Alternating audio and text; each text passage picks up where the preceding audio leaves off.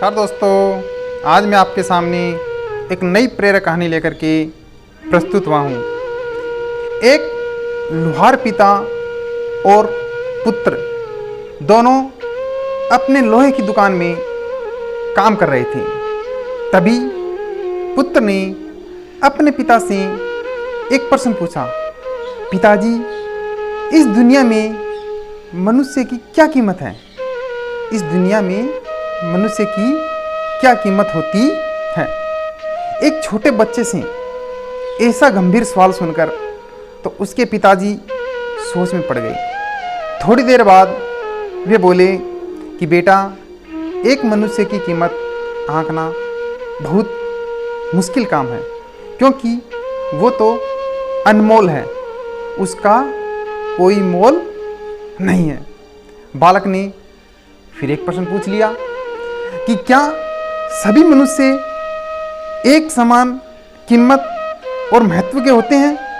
पिता ने जवाब दिया, हाँ बेटा, बच्चे में तो हर चीज़ जानने की जिज्ञासा होती है, इसलिए उसने अपने पिताजी से एक और सवाल किया, तो फिर इस दुनिया में कोई गरीब तो कोई अमीर क्यों है? किसी को कम महत्व दिया जाता है तो किसी को बहुत ज़्यादा, ऐसा क्यों है? बच्चे के द्वारा इस तरह के सवाल अपने पुत्र द्वारा पूछने पर पिताजी कुछ देर तक शांत रहे और फिर अपने पुत्र से स्टोर रूम में पड़ा एक लोहे का सरिया लाने को कहा। सरिया लाते ही पिताजी ने पूछा, बेटा, इसकी क्या कीमत होगी?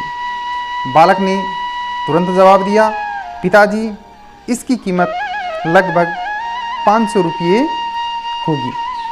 पिता ने अपने पुत्र से सवाल किया, अगर मैं इसकी बहुत छोटी छोटी कील बना दूं तो इसकी क्या कीमत हो जाएगी? बालक कुछ देर तक सोचने लगा और बोला, पिताजी, अगर हम इसे गलाकर इसकी कील बना दें तो इसकी कीमत करीब 1000 रुपये हो जाएगी। पिताजी ने पूछा, और अगर मैं इस लोहे को गलाकर घड़ी की बहुत सारी स्प्रिंग बना दें तो?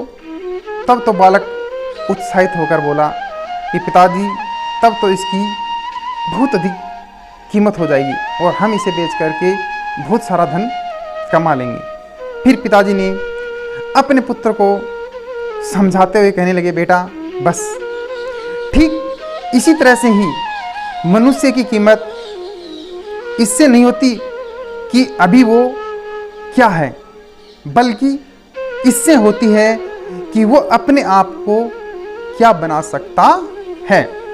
जो जिस राह पर चलता है उसी से तय होता है कि वो अपने आप को गुणवान बनाकर उपयोगी और कीमती बनाता है या फिर गुणहीन रह करके अनुपयोगी या मूल्यहीन।